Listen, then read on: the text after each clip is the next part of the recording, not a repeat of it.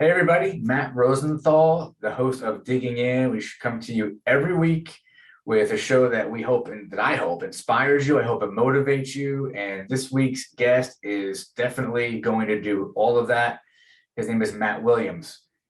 The story is an amazing story of triumph over tragedy. It's an amazing story of somebody who's had a journey that at many points in that journey easily could have given up, but didn't, push through, persevered, had the hard work, determination, and grit that you need to go from where he was to where he is now. And this is a must watch. It's an absolute must watch. If you've ever felt like you're down and out, you felt like you can't do something, you felt like life is too hard, or there's some challenge, when you listen to this story, you are going to be inspired and you're going to realize that you can do anything.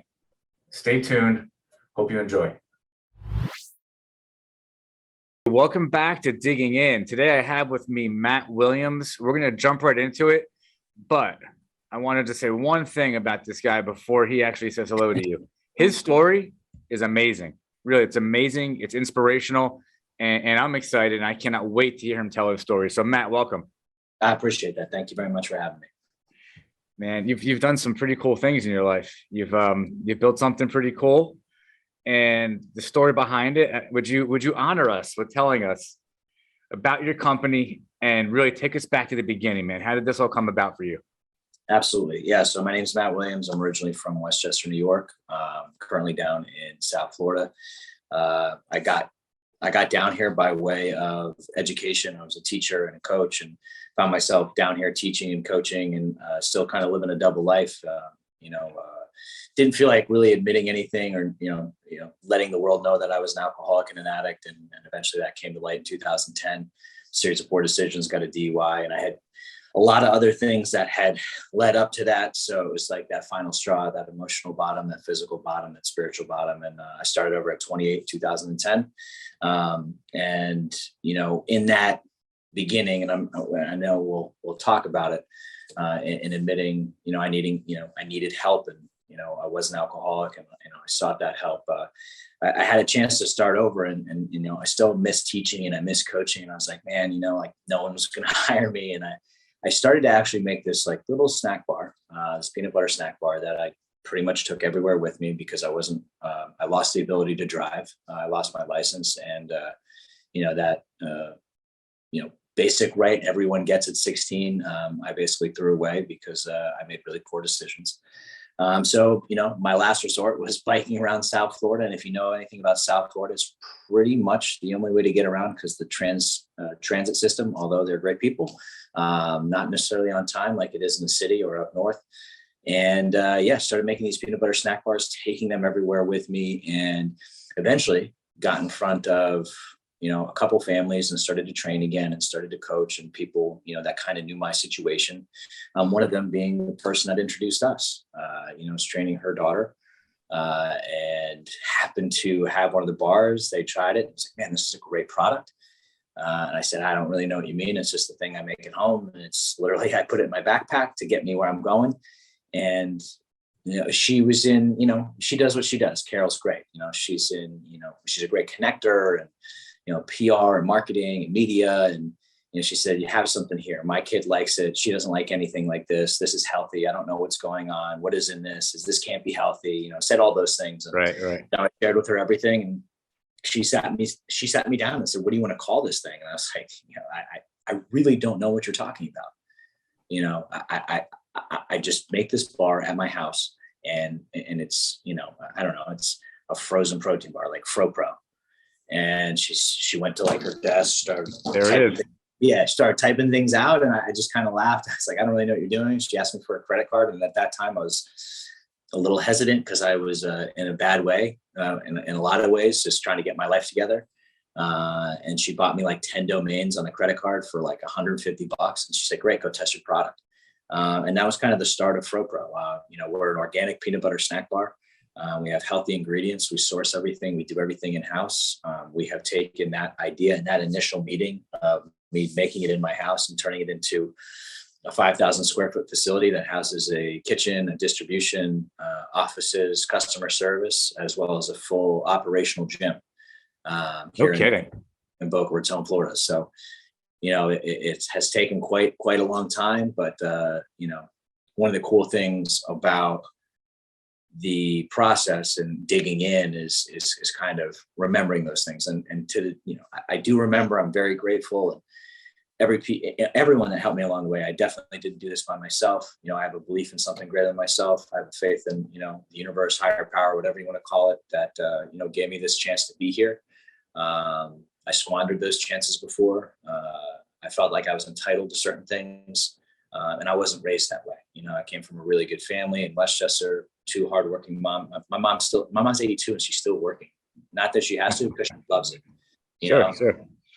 Great parents, great older brothers. And I crossed the line at some point, man, probably in my late teens, early 20s, where I just couldn't stop drinking and drugging once I started. And it was just that conflict of, being that nice guy, Matt Williams, that was raised by a really good family. And then the other side that was just looking to be fueled by, drugs, alcohol, anything I could really get my hands on that, could take me out of myself, and really like have people get to know me. Can I ask you something right there? Because there's so many people out there, especially at that age. And as you describe it, sounds like you came from a relatively like quote unquote normal, maybe stable background, right?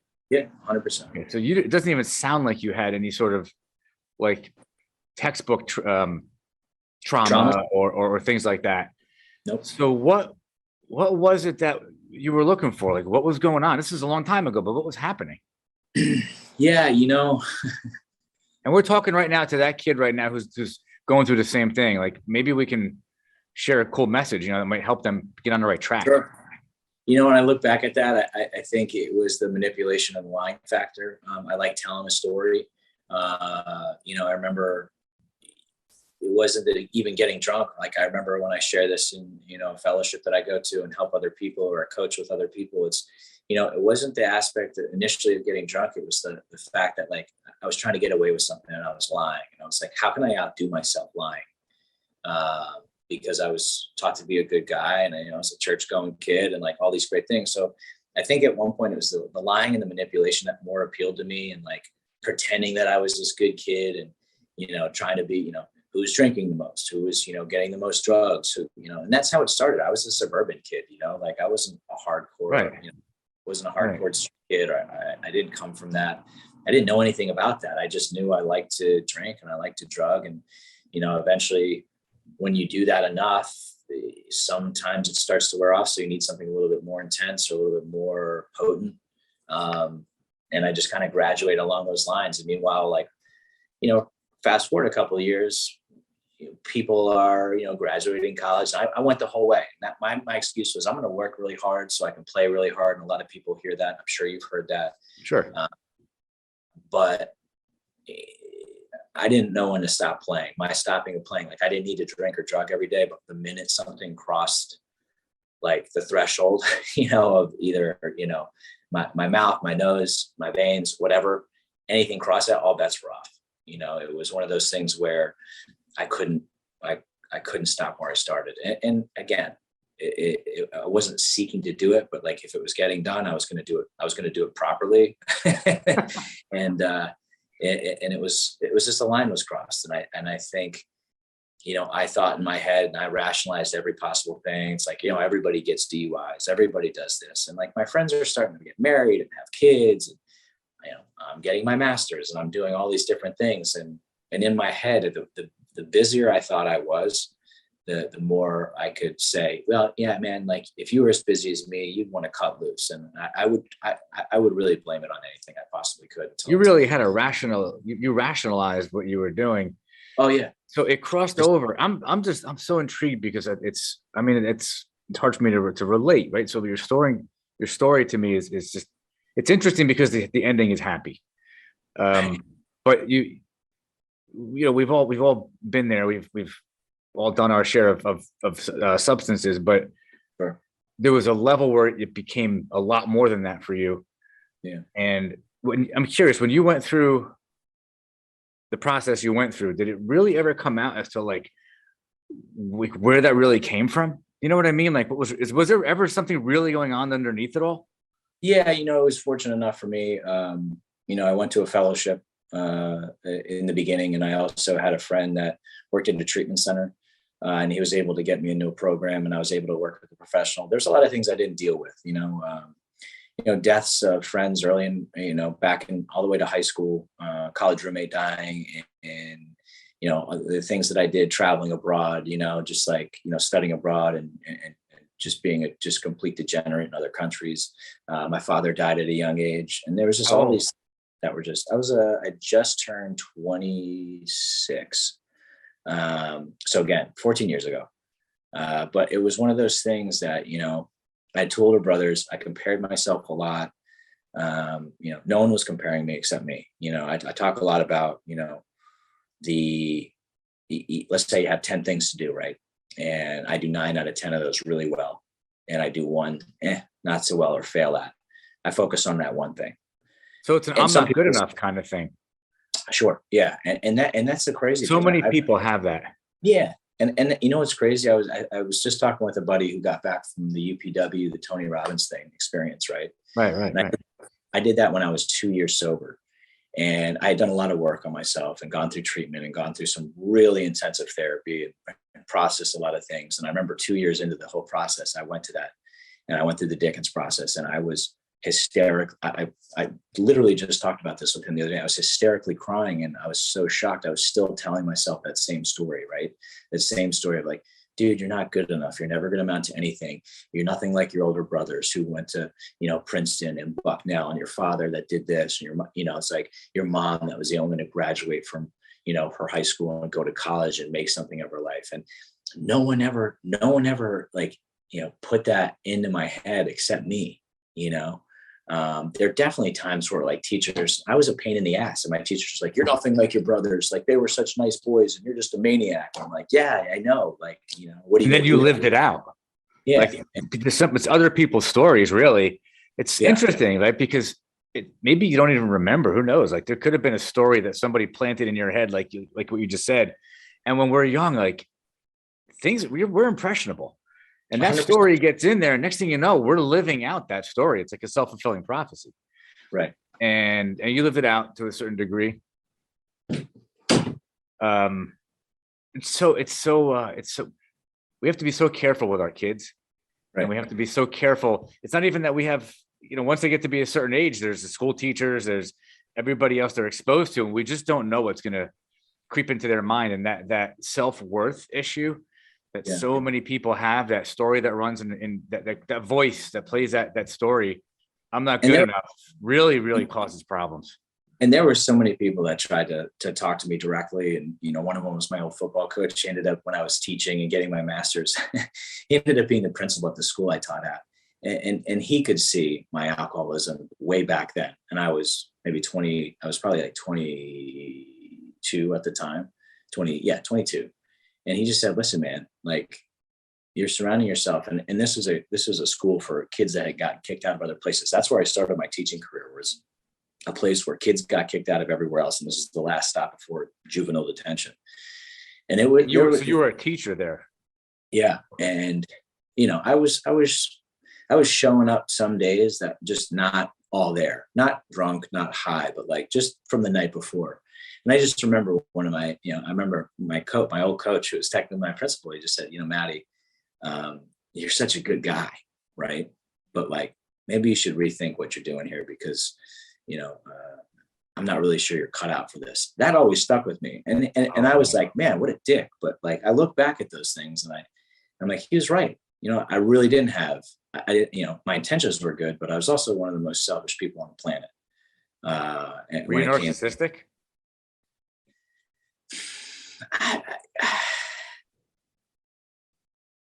I talked about this with somebody. Again, we can relate to these conversations to so many things I talk about with, guys that are just getting sober. And like, I was never narcissistic. I never thought I was the best. I was the most important. But like, again, when you're an alcoholic, yourself is self-centered, and like, you think the world revolves around you, but it doesn't.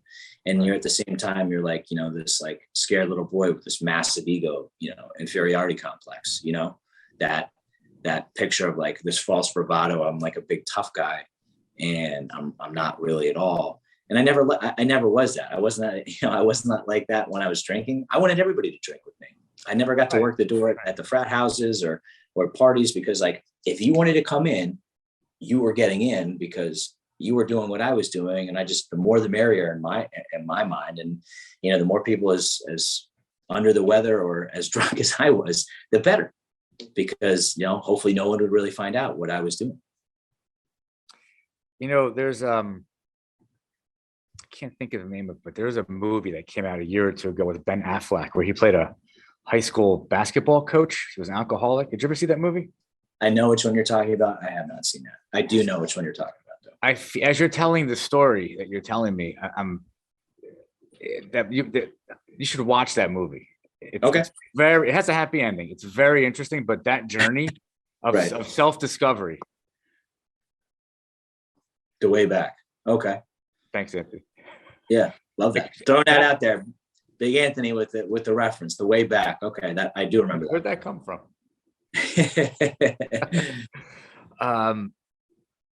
Man, your story is so inspiring. It really is. I'm just listening. I'm taking you in. I'm actually like, my God, that's what you've done. So I always say that, and I appreciate anybody that says that. Like, I can't take any. I can say thank you, but there's been so many people that have been instrumental in my success. I've done one of these. I've done a podcast before, and it was funny. One of the first ones I ever did. At the end of it, the guy was like, it's really funny. You've gotten these chances, and all along the way, there's been a significant woman involved in helping you succeed. And I was like, there you have it. You just summarized my entire life. Interesting. From Interesting. I mean, my wife, amazing, runs the show, runs the business. I got the nice name of founder because we work perfectly together. I do this, I do sales, I manage the gym and the kitchen, and she runs the business because that's what she knows how to do. And she does it very, very well. And that's how we complement each other. There's certain things I'm not crazy about, but need to learn. And there's certain things she's not too crazy about and won't learn. So it's a great balance of that amongst, like, from Carol to, I could literally name hundreds of people that got me to this point. And all I can say, and what one of the mentors of my life said is like, man, you're in the effort business. And I say this on any time I can. It's like, you're in the effort business, not the results business. So if you get up, put forth the effort, and you kick ass on a regular basis, and you can put your head down, and in the night, knowing you did your best, that's all you can really do. That's a perfect segue, right? So the journey you're on, the transformation you went through, I want to read something to you, because now I'm curious if this was always inside you or if this came out after. You believe that taking part in a community of like-minded individuals, all dedicated to constantly improving their lives and the lives of the people around them, could only make each of us stronger than we could ever be on our own. Did you believe that before you went through your transformation? I was pretty dialed into an awesome community growing up, and I got to see what really cool people got to do with each other in like a positive way, like from, it was called like Young Life, and my older brothers were involved in that. So spiritual, just people just doing things and connecting spiritually and helping others and like acts of service. So I saw that growing up. Like I said, my childhood was incredible. I was blessed to have and to grow up where I grew up, and, just picturesque, house and in the middle of a small town and things like that. So the community, when I came down here, and I'm pretty good with people and talking to people, and I feel good about that being one of my qualities, is like, I like to talk. I like to find out. If I'm sitting next to you on a plane, you and I are talking the whole ride unless you tell me to shut up. Right. And it's funny, I feel like I've met a lot of people. Like when you popped up on this interview, I was like, man, he looks super familiar. My wife would be like, you don't know everybody. He just probably looks like somebody else. And that may be the case. But again, I believe that like we're connected in some way, shape or form somehow. And again, not just through introductions, but, it's one of those things where community was everything for me when I was at my lowest, right? And I didn't want to be alive or on this planet anymore. The thoughts of not being here anymore were really strong. I had my family, and then I had a couple people that I knew but not really well. And those people stepped up and said, hey man, I'd like to introduce you to some people. And then I got introduced to some people, and those people said, I want to introduce you to more people. And they were like practicing loving on me and like helping me love myself, and realize that I was here for a reason, because I didn't think I was. I was like, I'm never going to teach again. I'm never going to coach again. I'm never going to be successful. I threw all that money, all that grad school, all the stuff that I learned out the window. I'm 28. What's more to live for? When you wait, at this point, was your wife with you in your life at that point? So here's the crazy thing. She didn't see me in like my really, really crazy phase, but like we had a drink together, nothing out of the ordinary, but she saw what she saw and was like, this, this guy's kind of. You knew her. You guys were friends. You were acquaintances at that point. Right. Yeah. Okay. We're it was, we love telling this story. Everyone's like, oh, how'd you meet? So I was the teacher. There was 3 kids. The oldest kid was in my class. And again, kids these days, they're just hip to everything. And like, see this girl walk in. I asked the kid, I was like, hey, who is that? Is that your sister? And she's like, why, Mr. Williams? I was like, I'm just asking, is that your sister? It looks like you could be your family. I don't know. And of course she ran, next day, my wife, Chelsea, just like comes by, and I'm just like, hey, I'm Matt, Mr. Williams, how you doing? And, it's like, I saw you the other day. And it was just like that awkward exchange on the carpool line at a school. And I made sure it was okay. I checked, because it was one of those private schools that was pretty strict. I checked to make sure it was okay. She's not married. She's not, she's the nanny. Right. And, right. I asked her out, and like, we started hanging out, and like a month into us hanging out, I was like, hey, I'm a drug addict, alcoholic. My life is over. It was really fun hanging out with you, but you should run the fucking other way. You told her that? Yeah. What did she say? And I was like, I'm going to treatment. And I was like, I'm going for 30 days, because that's what everybody says. I ended up staying for the entire summer, thankfully, to my friends and people that were looking out for me. And she stuck around, and she wrote letters, and she communicated, and she answered questions. And, like the other people, she, loved me when I could love myself. And, I never felt like I owed her anything. She was just a genuinely good person that saw something in me that I didn't see myself. And that translated into us really, like, it was the most honest and open relationship I had ever had in my life. And the only time I ever let somebody in, and she was there for like the messiest parts. And, she had family that loved and cared about her, and was just like, hey, are you, she's younger than me too. So, I'm 28, she's 21 at this point. And her family was like, are you sure about this? It's like, yeah, he's a nice guy, but like, he doesn't have a license. He lost everything. You sure you want to walk down this road? And she was like, yeah, I do. There's a common, and you've mentioned it already, but there's a common theme, which is really, really unusual. In that I think a lot of people don't have the self-awareness. Like, I'm listening to you, man, you're very self-aware. And the idea that you recognize that people are coming into your life. And by the way, I totally agree with you 100%. I'm not religious in any way, but I 100% believe that we're all connected. I met you for a reason. Who knows what that is? And she came into your life for a reason, and everybody else, like everything you just said, I believe that deeply. And so yeah. It's really interesting that these people could have seen you differently, but they didn't. There was, I guess, a combination of characteristics. You had a certain problem, but you also must have had a lot of personality traits that were attractive, that were like endearing, that were warm, something that was like, okay, let's help this guy, let's stick behind him. Versus other people in your situation, people around him are like, screw you, not my problem. But yeah. It sounds like you had a different situation, especially with your wife, and that's really interesting, because you get what you put out. So right, you're drawing people into your energy field, and they're not kind of being repelled, like they're not being pushed away by a problem.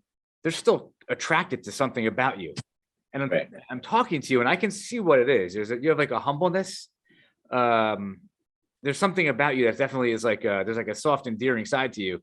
And as you're telling the story, like it's like you're just a real authentic dude. But I didn't know you back then, but I'm seeing you now. It's for probably for the best. That must be who you are, though. Like, it's amazing that all these people stuck around. And not only that, your wife was like not running the other way. She's like, no, I'm on board. I'm in. Like, Yeah. he's a good guy. And that was the thing, I've reconnected with a lot of people that, no one turned their back on me, but like a lot of people, and I've learned why a lot of people say, hey man, like we love you, but we're going to love you from over here until like you figure your shit out, and hopefully you don't die figuring your shit out. Right. And I've reconnected with a lot of them, and every now and then they're just like, hey man, you still doing? I said, yeah. And my mom will still ask me that question. And it's like, my mom can ask me that until, she no longer is here because of what I put her through. And can ask me the same question day in and day out about what I'm doing, if I'm still following what I'm supposed to be following. Because it's like what I put certain people through, my mom, my dad, my brothers, a lot of people, it was like, this is really unfair, right? It was really unfair for me to do. I wasn't intentionally doing it, but when you cause someone that much emotional pain to where like, the phone rings and it's like, is Matthew in jail or dead? It hits differently, right? And I think when I'm in my own thing, I'm thinking I'm not hurting anybody but me. I'm hungover. I'm doing this. I don't think about anybody else. And there was a lot of people that cared for me, that a lot of people say, hey man, I'm not really ready to talk to you yet. I'm really happy you're okay, but like, I'm not ready to talk to you yet. And I may never be. And, I had to be okay with that side of it too, because, I want to repair everything. I want to right wrongs. I want to clean up my side of the street. I want to, whatever I have to do. And the craziest thing about it is I was able to connect with so many people that were hurting from other things, and kids in high school. Like I thought about this the other day. A kid called, like I was getting like threatening email. My wife was, we're getting threatening emails to our business account. Right. I've never shared this on air ever, which is kind of cool. And I just thought about it. And like, it was like this crazy, like, I know who you are. You're a bully. You're this, you're that, blah, blah, blah. And they dropped one hint in the email, and it was a nickname. It was literally my last name. And there was one person in my entire life that called me this. And it was this kid that was in my class. And he was just like, not in my friend group, but like one of those kids. And man, had I been in any other place, I mean, this kid called me and unloaded about just so many different things. And it was all my fault. And I was able to receive that conversation. And it was just the craziest thing. It'd be like, man, if I did that, if I was a part of that, I didn't stick up for you, man. What a schmuck, what an asshole I was. That was your response. And I listened because I knew what pain was, and like getting that out was probably so challenging. And he'd been holding on to that since we were like in middle school.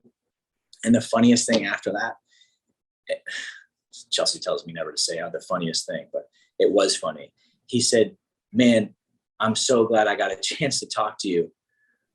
If you ever need anything in business, in this, that, or the other thing, please let me know. And it ended up not even being about me. It was about just how he felt about himself. And yes, there were 2 or 3 bullies that I was friends with, because they were like, it was like typical high school jock stuff. Right. I wasn't a jock. I was a band guy. I kind of crossed. It was like, I always, we talk about being a chameleon.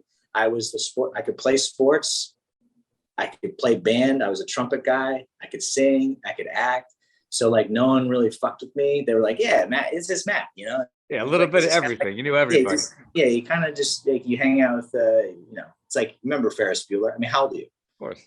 I'm 48. Of right. course. So you get the same era. It's like the geeks, the sluts, the bloods, the wastoids, the dweebies. Right. They all adore him. It's like I was tight with everybody, right? And just because like I love that stuff, and I didn't want to like exclude anybody, but man, I tell you, you're talking about digging in. I've never shared that ever, and that was one of the craziest conversations I've ever had. Literally, I had a client. I said, I got to take this phone call. I owe you I owe you a session. I'm really sorry. And they're like, I totally understand. Like, I understand. Like, and people know me. I'm not trying to hide anything at this point. Like, if I tell you something, I'm going to remember what I said because it's the truth. Right. And I used to not be that way.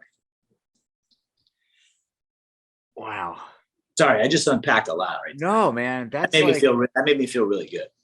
I'm so glad you said that, because I was going to ask you if you felt like that would be like a load off. Yeah. There's a book I've read like 10 times. It's called The 5 a.m. Club by Robin Sharma. And in that book, the guy, he's a great author. He sold like 30 million books. Yeah, like right there. 5 a.m. Club.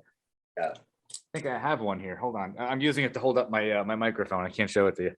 All right. But in that book, he talks about something, and I think you should read it or listen to the audiobook, because I think after listening to you now, you'll really connect. He talks about the 4 like pillars of health: mindset, heart set, soul set, and health set. You got to get all 4 of those right. Health, okay, that's obvious. Mindset, okay, that's obvious. Your belief system, your beliefs create your thoughts create your reality, right? Yeah. False beliefs, you're in trouble. I mean, if you got false beliefs and you're creating stories, like, you got a problem.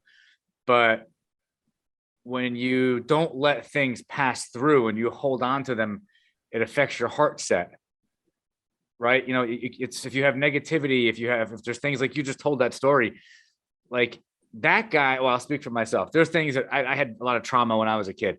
So I held on to that till about 2 years ago, right? From the time I was 12. And when that passed through me, I had 3 days of like straight up, I was like crying for like 3 days. This is like 2 years ago.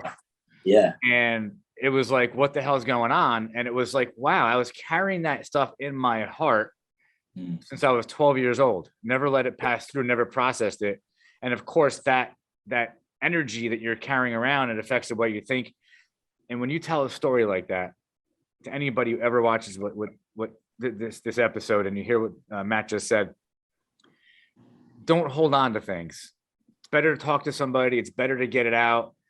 And when that passes through, it's like a huge weight off. And if you have a lot, and if you do that real time, it takes mindfulness, takes awareness to like really be so confident, to be confident, and to have that kind of like self-power to know, all right, hold on, this is weighing me down. This is bringing me down. Let me like step out. Let me get some solitude and process this. Right. Imagine a year after year, day after day, if you don't do that. Anyway, that book talks about how to do that. And one of the things is meditation. Yeah. So let me just, I want to talk about that too, but I have mind, heart, soul, mindset, heart set, soul set. Was the one of my missing? Health set. Okay. That's what I thought. Okay. So I told you that whole story because I'm curious if you meditate. That was really where I was going with that. So yeah, I mean, like part of my routine that someone suggested when I was like getting my shit together was like, in the morning, I'm an early riser. I have the ability to, I know one of the things I need to work on is more sleep. I'm a big nap guy when I need to be, but like, it's not an everyday thing. But when I wake up, I'm usually like this, and my mind's already going. And sometimes that can interfere with my sleep, and I have to do different things. But first thing for me is I drink like a thing of water, right? Hold one of these. I go downstairs, I hit my knees and I pray. Sometimes that's just, where I'm at, what I'm feeling, just kind of saying some things. I'll do some breathing, I'll do some meditation. And then I sit down and journal. Someone gave me a book called The Daily Reflections when I was probably 30 days in, and they're like, read this every day. There's a reading for every day, and every day it'll help you at some point in your life. Maybe not be the day that you read it, maybe another day, but just read it. And I used to write down in my journal how I feel, what was going on, good day, bad day. And I have every single journal since I started. And I started journaling when I got out of jail. My kids were taking a test, and I sat there and I felt like I'm sitting at a desk like this. And I felt like such a waste of life. Before any help, before anything else, I just started writing, right? And I have that journal to the journals that I have today, where it's where I'm at, what the reading means to me, how I can apply it. And then I usually go work out. So I have like a protocol, right? A protocol of how I get started for my day and how I prepare myself to be a better husband, to be a better business owner, to be a better friend, to be a better anything. And when I don't do that, my day doesn't go as well. Not like me flying off the handle or wanting to drink a drug. I feel different, and it's noticeable. My wife would be like, "Hey, did you do the routine? Did you do that today?" And like, take us like, and not in a nagging way or anything. It's just like a reminder of like, "Hey, did you take the time for yourself today?" Because I learned I learned this a long time ago, but reminded of it 11 years ago when I got sober. It's like, if I'm going to be okay to help and serve, I have to take care of like certain things for myself to be able to do that. So yeah, prayer, meditation are big for me, journaling, reading. I'm not a big sit and read a long time unless I'm traveling. Yeah. But like little blurbs I retain. Right. And I'm a fast reader just because like as a teacher, I used to grade stuff and just like, like, so I can read, but like processing wise, I need to slow down and like digest little chunks at a time and see how it applies. So yeah, the answer to your question is I think that's extremely important. And something I've been trying to do, man, for 11 years, and just started doing a little Wim Hof 2 years ago when COVID. Cool. My brother got that, and I had a great, man. I've had a great response, and I've been doing the cold plunges, and I'm getting old, so my body time to recover, and it's like a spiritual, like it sounds corny, but like it's like a spiritual thing at the end of the day. Getting into, it's hot in Florida, so you're already hot, but then jumping into a cold bath and just like, it's great. I'll tell you something. It sounds anybody. First of all, I relate to everything you're saying because I do all the same things you just said, other than the last thing. I haven't gone that far yet. But anybody who thinks it's woo woo, it's out there, it's quite the opposite. It's about being centered. It's about having clarity, and about having peace. Peace within yourself. Right. And those things all collectively, that creates that. And when you have that, and I want to kind of bring this into where you are today, because this is awesome. I just heard you say 3 different ways what your purpose is.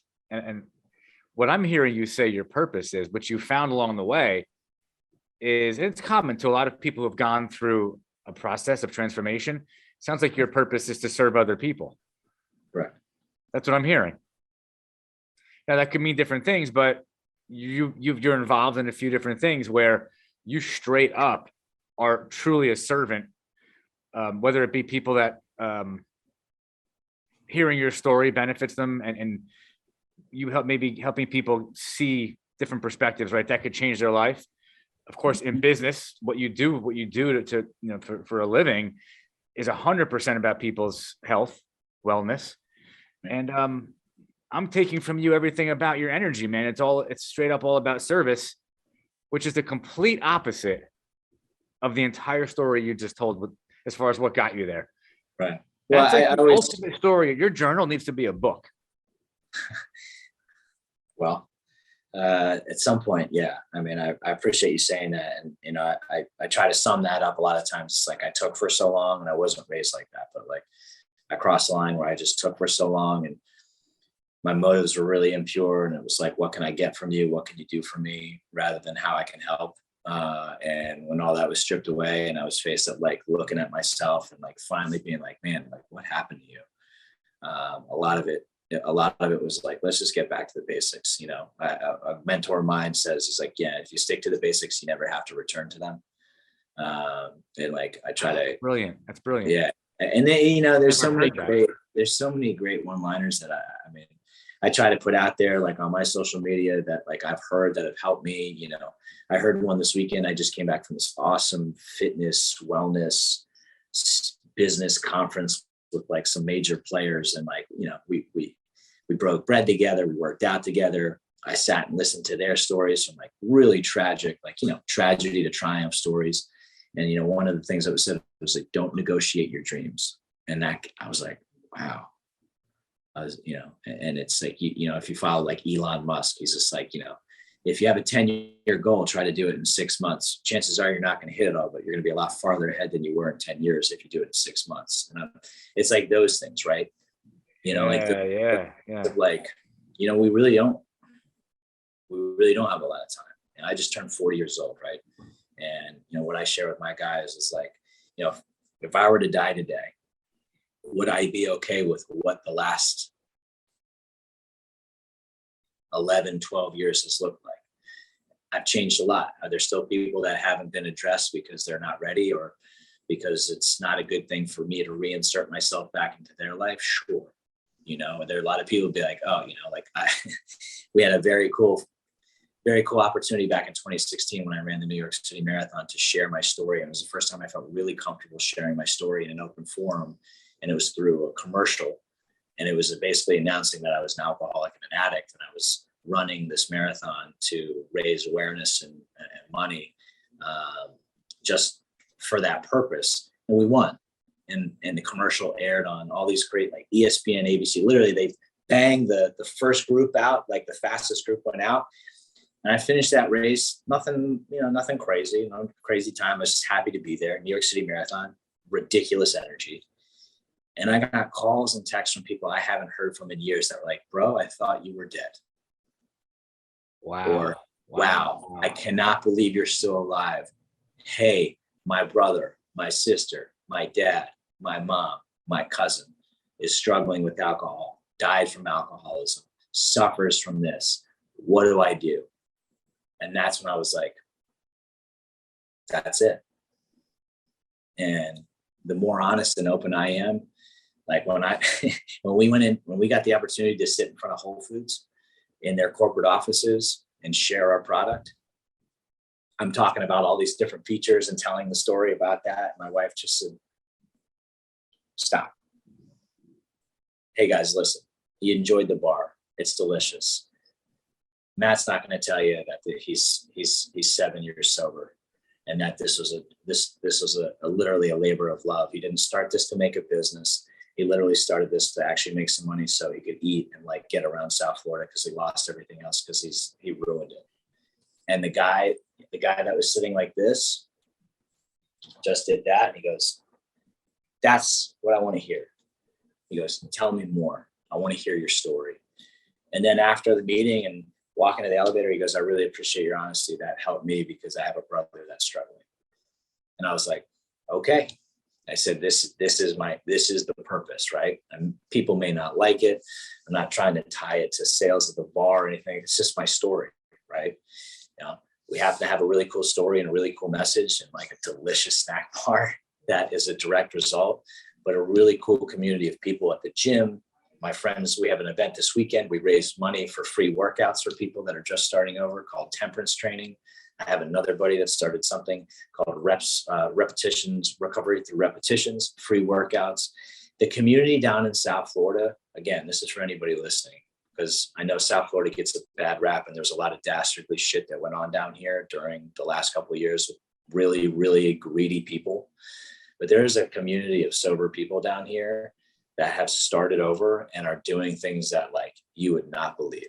And like my story is cool, but there's like 500 other stories just like it down here of people that are really succeeding. And we don't often hear those because we want to talk about, you know, insurance and this and people dying. And, you know, it's very common, yes, but like there's some really good stuff going on down here.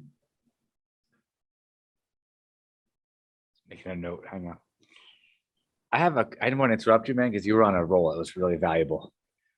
When you stopped drinking, do you remember the changes in your body, the changes in your mind, like as you began to feel differently? So I stopped drinking and doing doing everything. And I was towards the end, it was just really booze and like weed. I wasn't really doing much hard stuff because like I was like really trying to make a good impression with the school I was at. But when I went into treatment, I just focused on my workout routine and dialing that up and sleeping and doing everything. I lost about 30 pounds. Right. Wow. And my brother came to pick me up and he's like, hey, like, good job. You look great, but you kind of look like I was like emaciated. I was so thin, but like I felt good. But then when I looked at pictures, I look at pictures of me back then, and I was lean. I was like a 160 kind of guy. And then like I fluctuate, you know, my wife laughs, like I go from large to medium quite often. Cause like if I'm training for a race, I'm little, I'm like 170. Right. If I'm like lifting, like we just did a triathlon out in California, and I was just doing and eating as much as possible. I raced at 192, probably not good for me, But like, you know, it was one of those things where she's like, you know, you got to rein it in, like get your act together, because like, this isn't good. It's a good thing for her, man. Jesus. Man, she's the best, man. You know, she calls me on my shit, tells me exactly what I need to hear when I don't want to hear it. And like, just knows, you know, and vice versa. Like, you know, we don't lie to each other. You know, we say, hey, you know, we don't blame each other, but like we say, hey, this is how you're talking makes me feel. Right. This is where I'm at. Am I receiving what you're saying? Am I hearing? Is this how you meant to say it? Is your delivery meant to be hurtful, or are you just like trying to make? Where'd you pick that up? That's like the key to marriage. Did you know that, or did you learn that?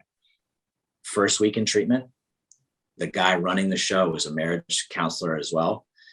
And I was telling him like, oh man, like I'm like, this girl I just met, she's great. She's gonna leave me. He literally like handed me the sheet. He goes, we just send this to her, type these up and email it to her and see if she answers. If she answers, we'll talk.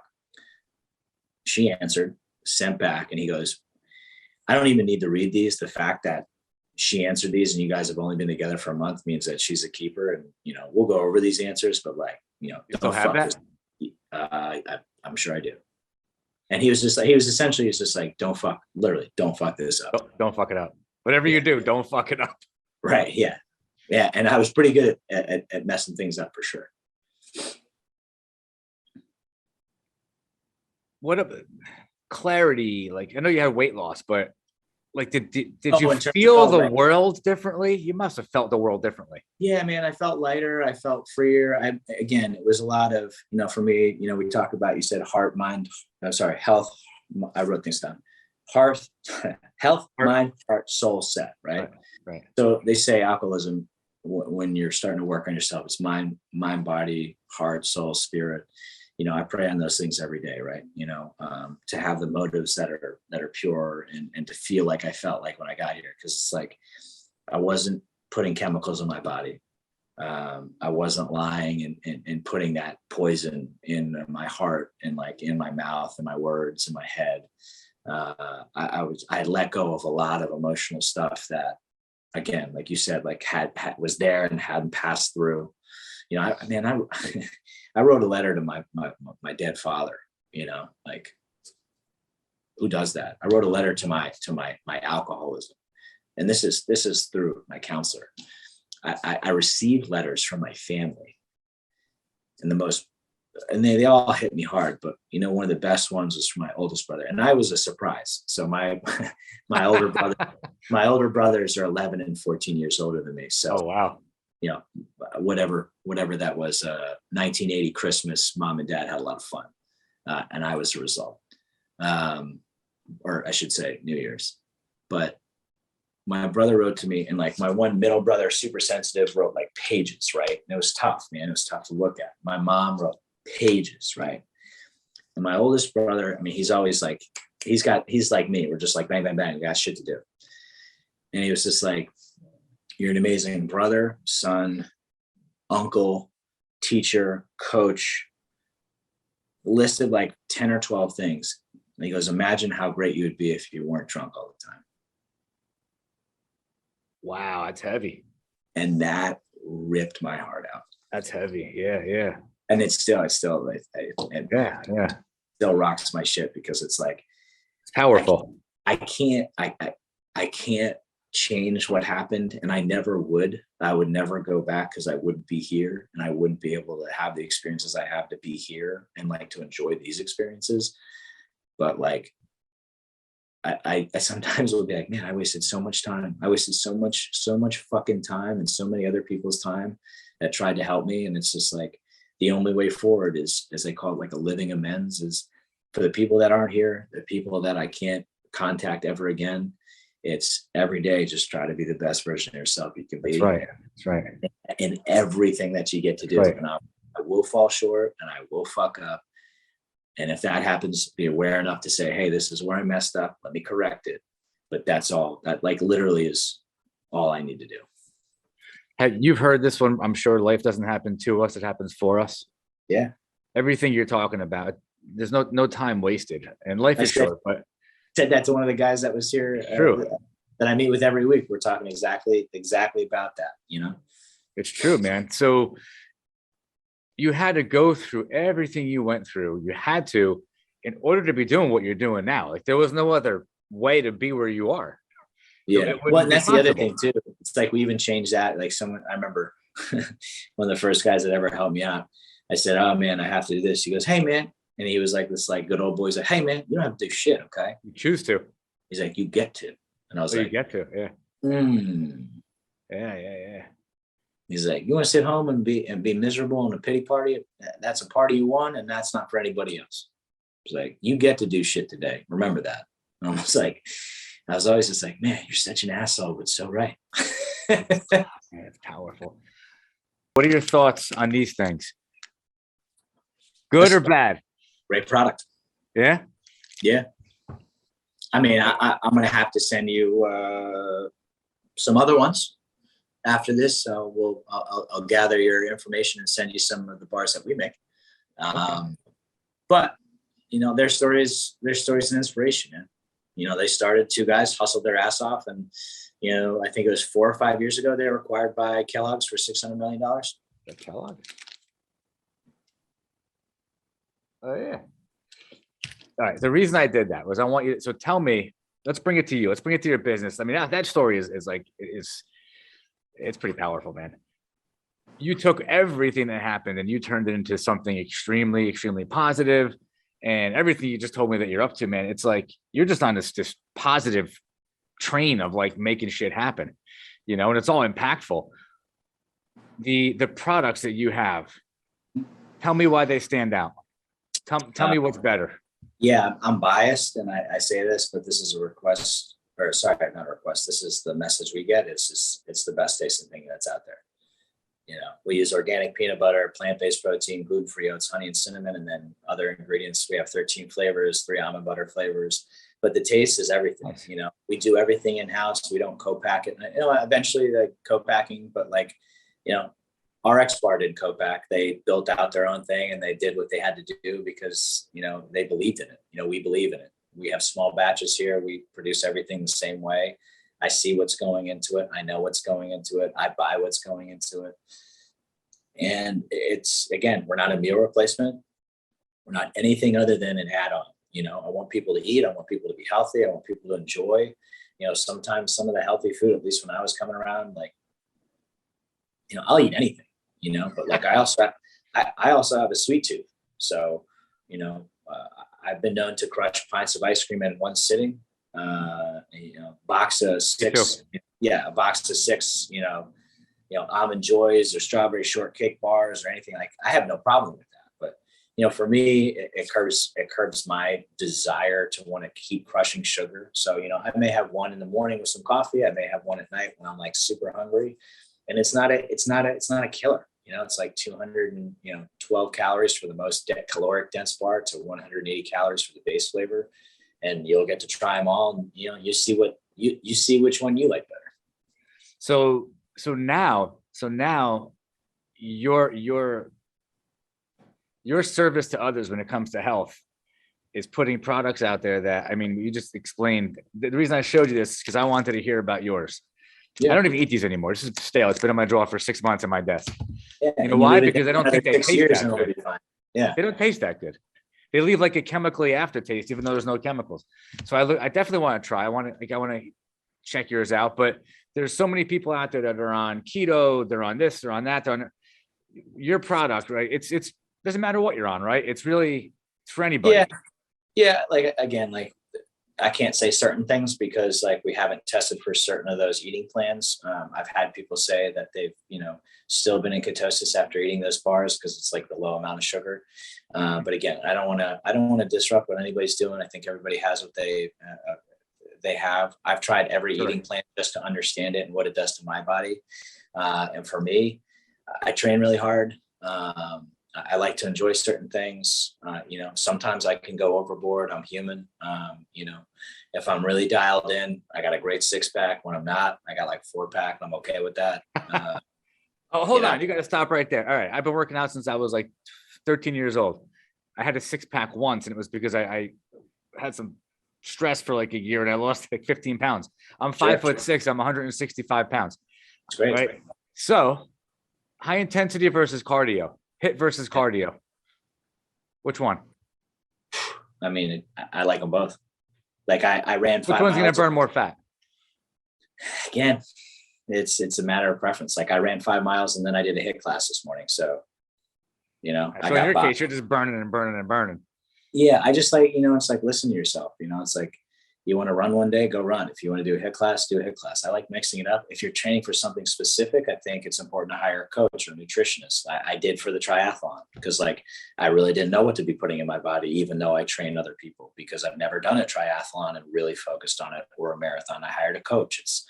And I think a lot of people want to focus on the quick fix and an easy answer. And it's like, I don't market my product to be that. It's, hey, you want something really delicious that is like going to tide you over? Eat this. This is good.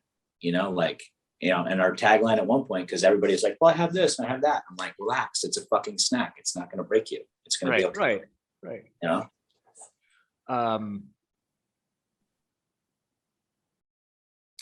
just had a question. It escaped me as you were talking.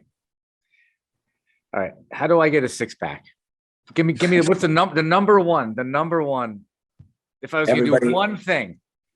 I would just say everybody will tell you it's just what you're eating. It's not the exercise so much, it's the diet, more so than the exercise. Again, it's like, it could be the subcutaneous fat that's over your muscles. It could be, brown fat accumulated over the years. You're an older guy, but like you seem very thin and in shape. So it's again, anything is possible. It's just, it usually comes down to eating properly. From my experience with anyone from young man to old man, young woman to old woman, in between, comes down to what you're putting in your body, how you're feeling yourself, and like the sleep you need to get, the stress you're under. I mean, all that stuff, like cortisol, everything factors in. It's like when I'm firing all cylinders, which is for most of the time, I'm eating relatively well. I'm getting a decent amount of sleep. My stress level is low because I communicate. I have an outlet for that. For my spiritual side, for my physical side, I have an outlet. For my mental side, I have an outlet. It's like a lot of people don't like those outlets. And I think that's extremely important for whatever you're trying to accomplish. Dude, you found your calling. You get to live a life. It sounds like, based on what you're passionate about. You're a passionate guy. Like everything you're talking about, man, like exercise and the food, like it sounds like a dream come true, actually. So that's what it sounds like. No, I mean, I do have people that check me because like I sometimes work myself up and they're like, man, do you just ever chill out and just look around and realize what's going on and the opportunities that you get to enjoy and the opportunities that you allow others to enjoy because it was done for you. Like my business, and I don't want to go dark on this, but like my business is on the road that like I considered first killing myself when I left prison. I was getting driven home. Right out here on Clintmore Road, right here, Clintmore and West Rogers. It was like, I don't want to call my mom and let her know I fucked up again. I'd rather be dead. You just answered a question that I held back before. So I'm going to ask you. Never hold back, man. I'm open, whatever you got. So I was going to ask you this. What was the lowest point you reached before you turned around? And it sounds like that was it. I woke up in gun club. And I always, like when I share my story, I always talk about, you ever been in a place where your eyes are closed and you hear things and you're just hoping to God you're not where you are. And then you wake up and you're like, I'm here. I woke up and I was like, snot and tears, and I passed out, jumpsuited. I was general population, which I had never been in. I wasn't even in a drunk tank. So I was in there with some pretty bad people. And I was definitely the outcast in there. And I just remember just waking up and just being like, I'm sick and tired of being sick and tired. I don't want to do this anymore. Like I'm fucking terrified. I'm done. And I wasn't talking to anybody that was there. And when I finally admitted that, and I finally like said I was an alcoholic, everything changed.